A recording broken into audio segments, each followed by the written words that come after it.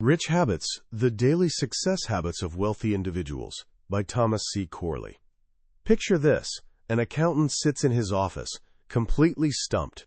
He's a good guy, trying to help a client whose business is steadily growing, yet somehow the man can't keep his head above water financially. Month after month, the accountant pores over spreadsheets, crunches numbers, and compares industry benchmarks, searching desperately for the leak in this sinking ship. But there's nothing there, no obvious mistake, no glaring error. Finally, during a quiet lunch meeting, exhausted and frustrated, the accountant throws up his hands. He admits defeat. The silence that follows is awkward and heavy. To break the tension, he tosses out what seems like a random question. "So, what do you do when you get home at night?" The client's entire face changes. A sly, almost guilty grin spreads across his features as he leans in close. "Which night?" he whispers conspiratorially. Intrigued now, the accountant tells him to pick his favorite. That's when the client quietly confesses to a Wednesday night ritual involving ladies of the evening and several bottles of wine. Now, the accountant wasn't some sheltered innocent. He was an Irish Catholic kid from a big family who'd seen plenty of life's messiness. What shocked him wasn't the confession itself. It was the sudden, lightning bolt realization that he'd been asking completely the wrong questions. He'd been staring at business numbers on a page when the real problem wasn't hiding in the spreadsheets at all. It was hiding in the man's daily life. It was in his habits. That single question launched this accountant, Thomas Corley, on a 5-year mission. He developed a detailed questionnaire that he gave to every single one of his clients, both the prosperous ones and the struggling ones. And what he discovered wasn't just a small gap, but an absolutely massive chasm between the daily routines of wealthy people and poor people. He'd stumbled onto the secret to financial success, and it had nothing to do with luck, inheritance, or even fancy degrees. It was all about the small, repeatable actions people take every single day. Today, we're diving into his findings in the book, Rich Habits. And I promise you, by the time we're done, you won't just understand the difference between the wealthy and the struggling. You'll have a complete blueprint for transforming your own life one small habit at a time. This isn't about getting rich quick. It's about living so deliberately, so purposefully, that success becomes practically inevitable. The entire journey of this book starts with a story of heartbreaking loss. The accountant from our opening story is actually a character named J.C. Jobs, and his story is deeply personal, rooted in a tragedy that shaped his entire mission. J.C. and his wife Denise were an ordinary couple with 3 young kids. One day, Denise came home from the doctor with news. She had a condition that needed surgery. It was treatable, but it had to be addressed soon. J.C. immediately told her, "Get the surgery, please." But Denise, always the practical one, pointed out the harsh reality. They simply couldn't afford it. Their insurance deductible was way too high, and they didn't have the $5,000 the operation required. She reassured him it could wait until after tax season, when an accountant makes most of their money. He was already working 16-hour days, and she didn't want to burden him with her worsening symptoms. But that surgery never happened. Her condition morphed into cancer that spread rapidly. She died in a hospital bed, leaving behind a devastated husband and 3 motherless children, all because of $5,000. For almost a year, J.C. stumbled through life in a fog of grief and crushing guilt.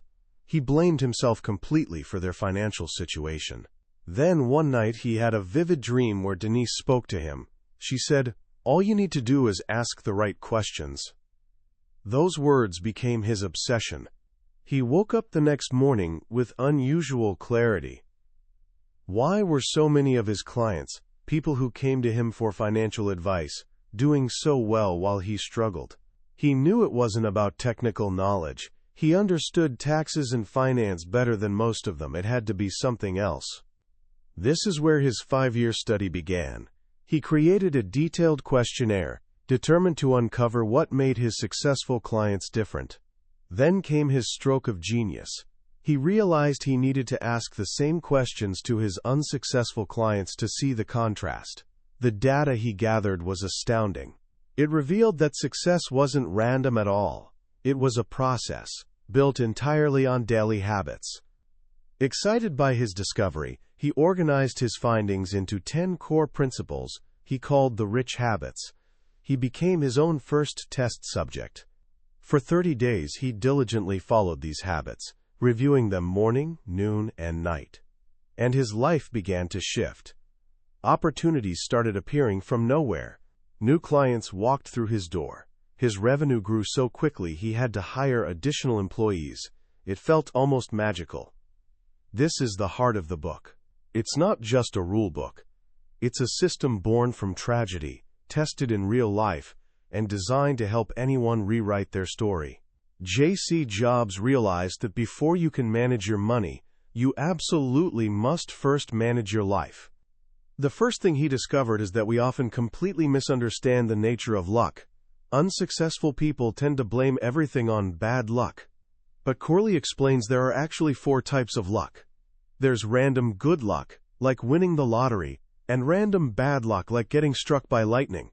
We have zero control over those. But then there are 2 other types of luck that we have complete control over. The third is opportunity luck.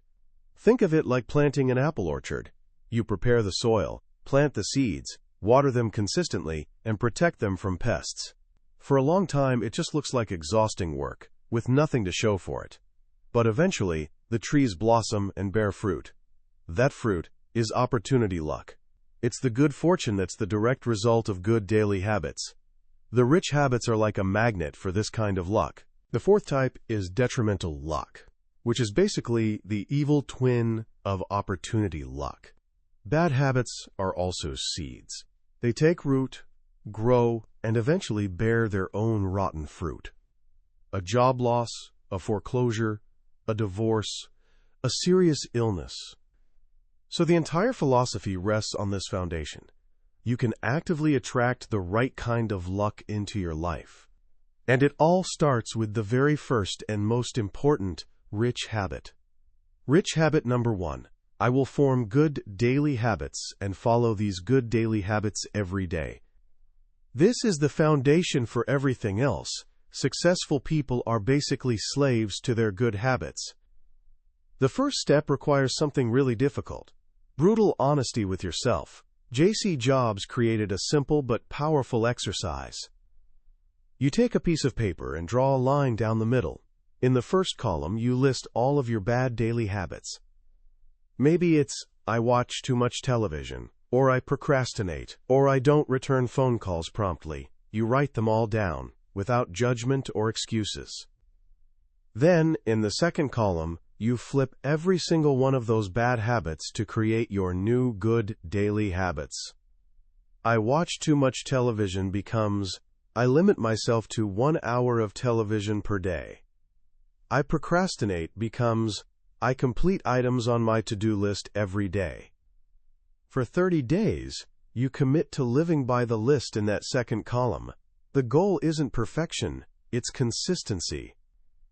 The program suggests aiming to complete at least 80% of your new good habits each day. This simple act of awareness and reversal is the first giant leap toward taking control of your life. It's how you start planting those seeds for opportunity luck. Now you might be thinking, that sounds nice, but how does this actually work in real life? The book gives us powerful stories of people whose lives were completely transformed by this process. Let's meet Phoenix Upman. Phoenix is an insurance salesman, though salesman is being generous. He tries to sell insurance. We meet him in a dimly lit bar, mumbling into his beer, telling the bartender he's living a bad life.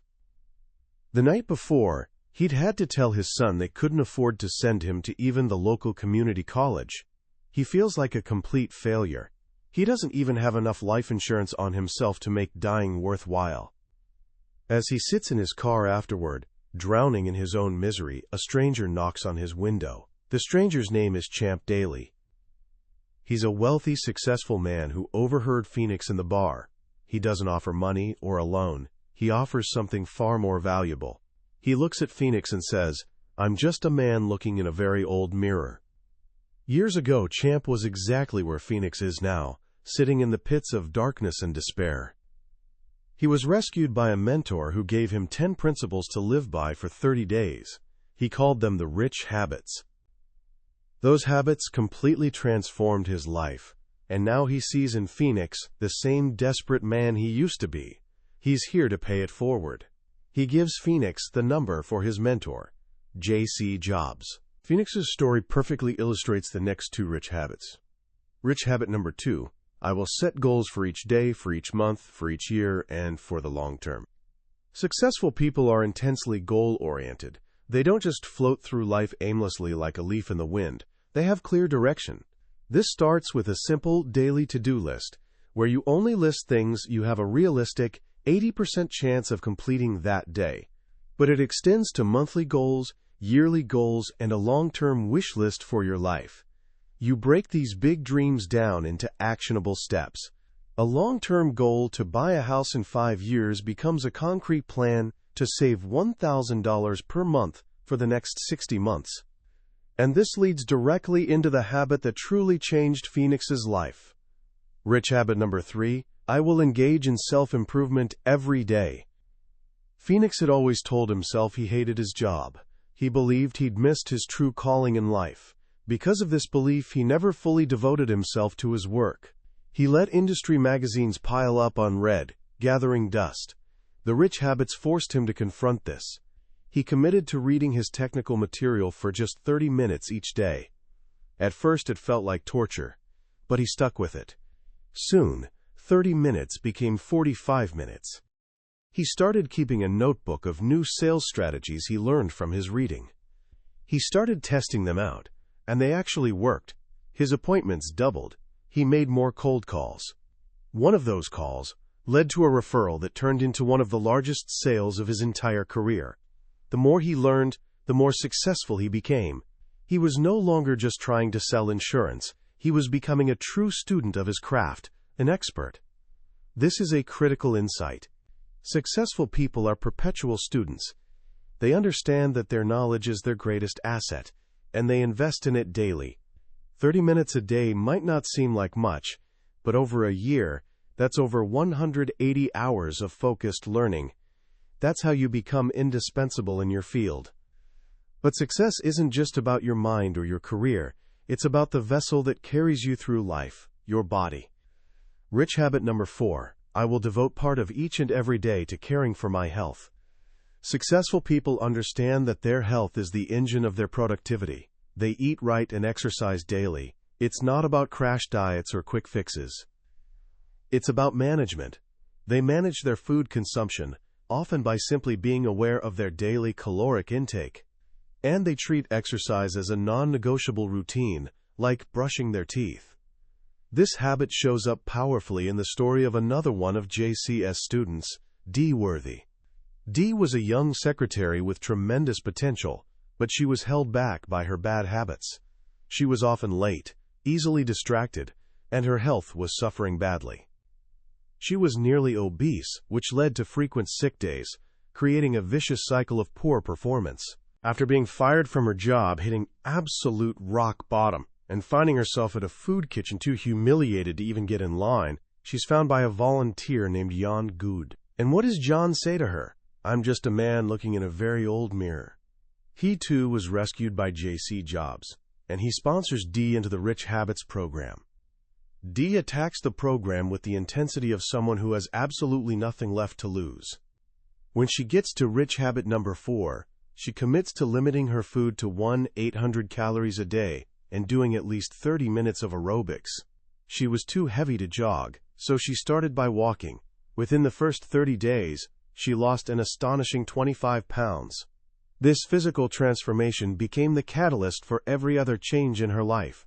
Taking control of her health gave her the confidence to take control of everything else. And one of the most important things she had to take control of was the people around her.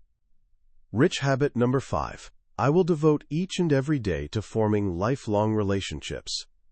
For successful people, relationships are like gold. They nurture them constantly. They remember names and birthdays. They show up for the important moments, the weddings, the funerals, the graduations. They return phone calls right away. They focus on helping others, even when there's nothing obvious in it for them. But just as importantly, they cut ties with relationships that are harmful or destructive. Dee's biggest problem was her family.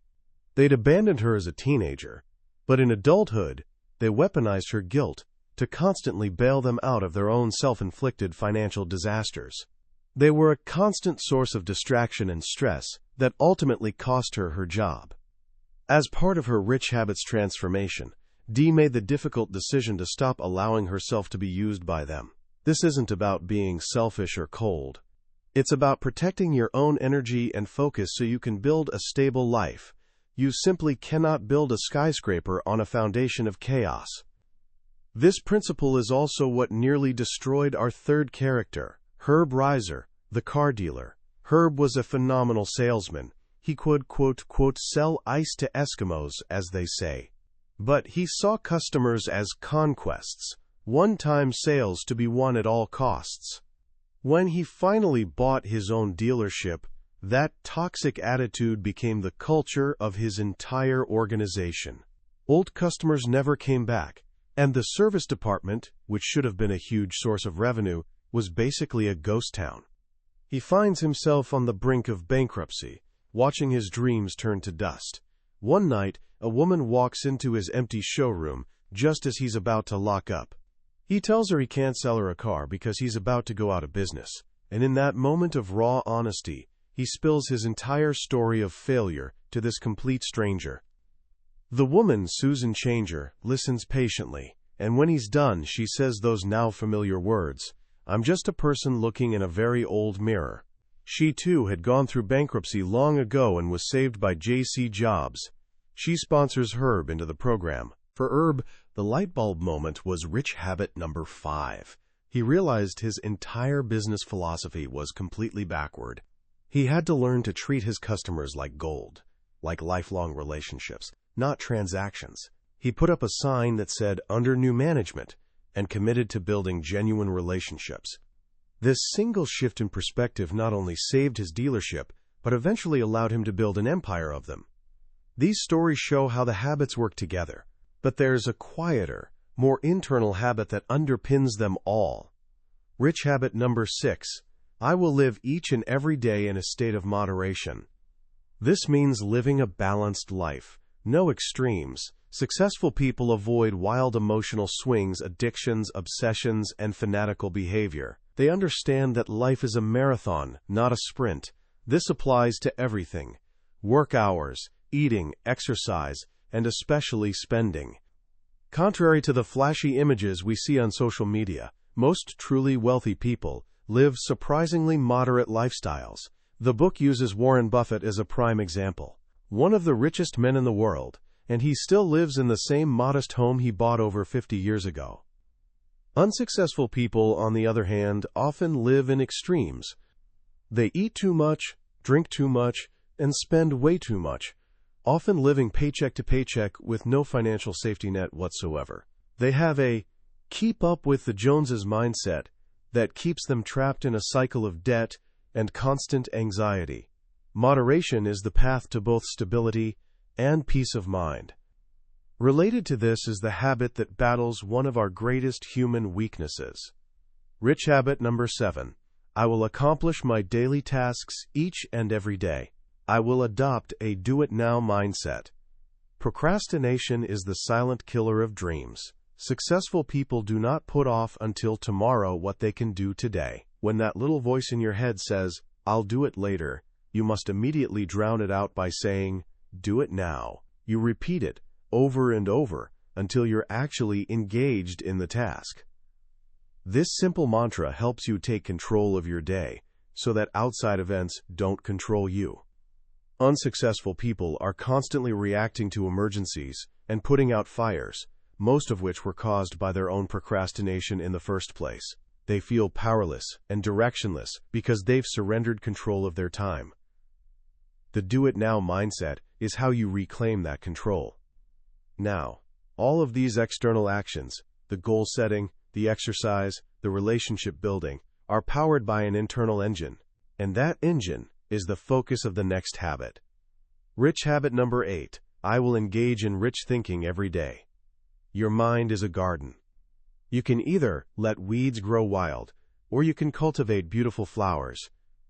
Successful people are masters of their internal dialogue. They're positive, enthusiastic, and energetic because they consciously choose to be.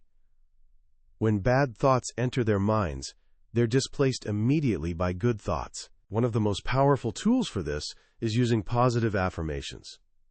These are statements, written in the present tense, that describe the person you want to become. Not, I will be successful, but I am successful. Not, I will earn $300,000, but I make $300,000 a year. You write these affirmations down and review them throughout the day. This isn't just wishful thinking.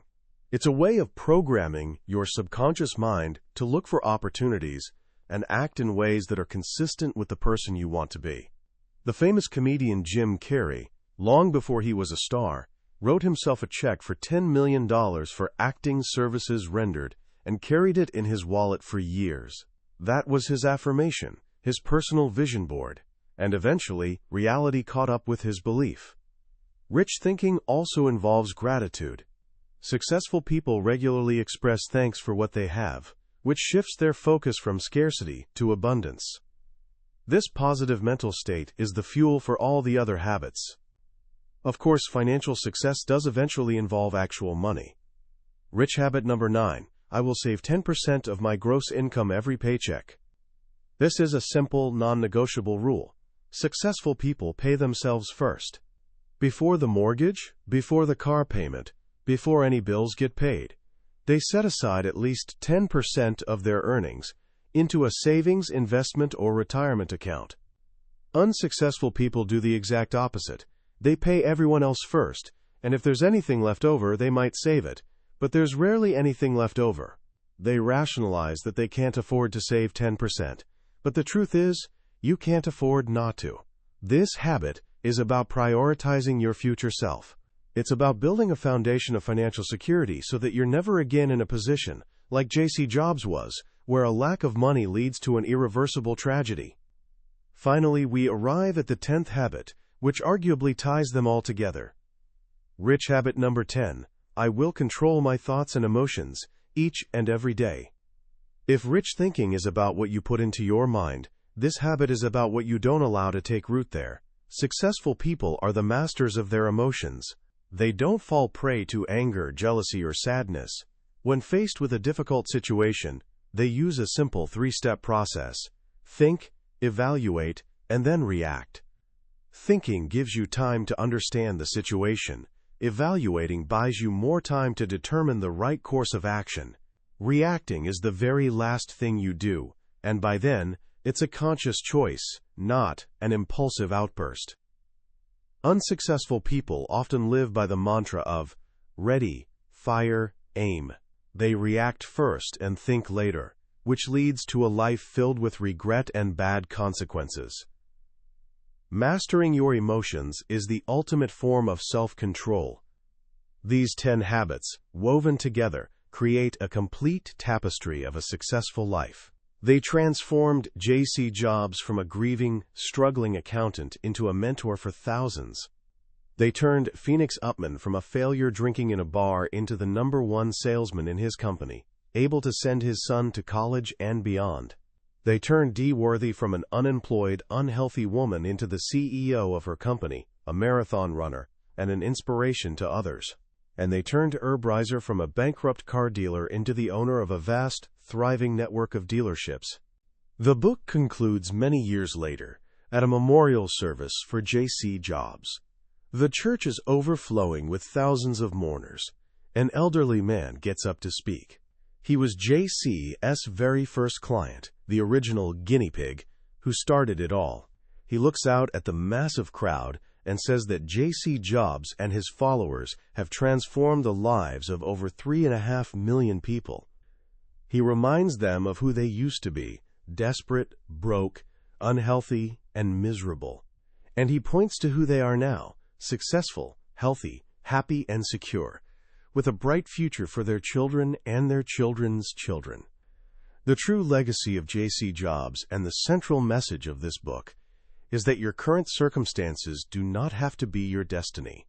The power to change your life doesn't lie in a winning lottery ticket or a lucky break. It lies in the quiet discipline of your daily choices. It lies in the habits you choose to cultivate, day after day, until they become so ingrained in who you are that success is no longer something you chase. It's something that finds you. When you really step back and look at the message of Rich Habits, it's both incredibly simple and profoundly challenging. The power of this book isn't in some revolutionary, never-before-heard secret. We've all been told we should save money, exercise, and stay positive. The genius of Thomas Corley's work is in how he frames it. He doesn't just give us a list of suggestions. He shows us that these aren't optional recommendations.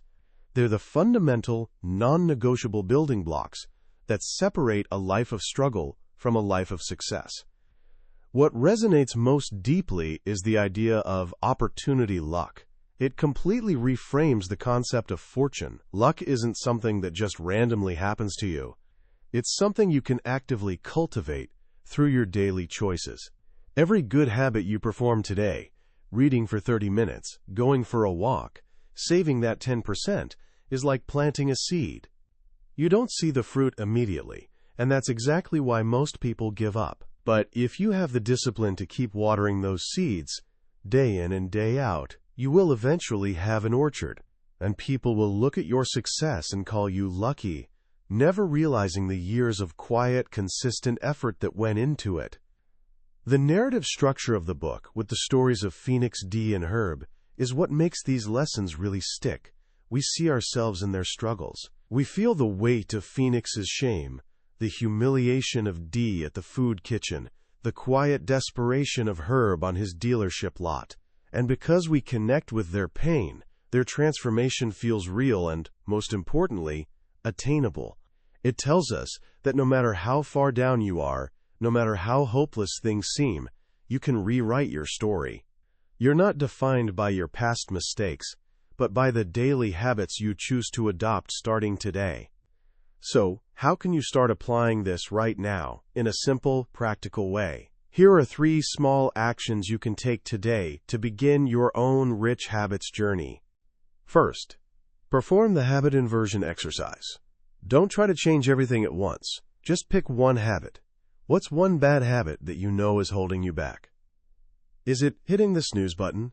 Mindlessly scrolling on your phone? Complaining constantly? Write it down. Then flip it. I will get out of bed the first time my alarm goes off. I will put my phone away for the first hour of my day. I will find one thing to be grateful for every time I feel the urge to complain. Commit to that one new habit for the next 30 days. That small win will build the momentum you need for bigger changes. Second, embrace the self-improvement challenge. You don't need to enroll in a university or buy an expensive course. Just pick one area of your life you want to improve. Your career, a hobby, your communication skills, and dedicate 30 minutes every single day to learning about it. Go to the library, find reputable blogs, listen to podcasts. That small daily investment in your knowledge will compound over time into real expertise. And third, become a relationship builder. Every day, make one contact that isn't about asking for something. It could be calling a friend just to say hello. It could be sending a text to a family member on their birthday. It could be emailing a former colleague to congratulate them on a new job. These small deposits in your relationship bank account are what build a network of people who know, like, and trust you, the foundation of all lasting success. In the end, the most powerful lesson from J.C. Jobs and his Rich Habits is one of hope. It's the belief that our future is not predetermined. It's forged in the crucible of our daily routines. Your habits are the architects of your destiny. This book doesn't just give you motivation. It gives you the blueprint. That was a summary of Rich Habits by Thomas C. Corley. We've journeyed through the core principles today, but I'll be honest with you, a summary can only show you the map. The real adventure happens when you decide to take the journey yourself.